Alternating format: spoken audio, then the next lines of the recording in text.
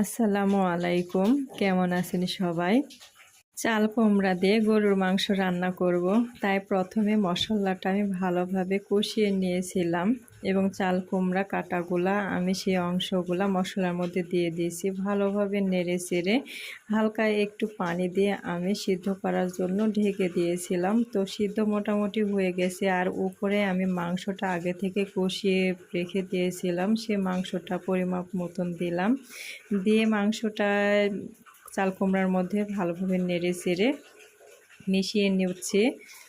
আসলে রান্নার মধ্যে সব, তাছাড়া মাংস অনেক কিছু দিয়ে রান্না করা যায়, আর চাল কুমড়া দিয়ে কেনই বা রান্না করা যাবে না।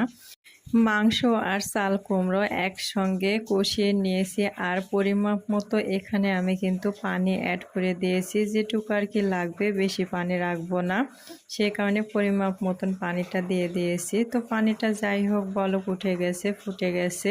যেহেতু তরকারিটা বলক উঠে গেছে তাই আমি জালটা মিডিয়াম রেখে দিয়েছি, আর একটু সময় পরে আমি তরকারিটা নামিয়ে ফেলবো।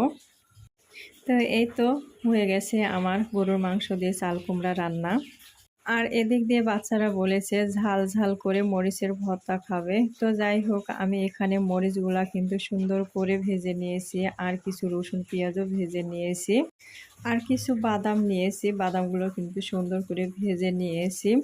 বাদাম দেওয়ার একটাই কারণ, শুধু মরিচের ভর্তা যদি ক্ষতি হয় বাচ্চাদের, তো এই কারণে কিছু বাদাম অ্যাড করেছি। যাই হোক, ভর্তাটা আমার কিন্তু কমপ্লিট হয়ে গেছে।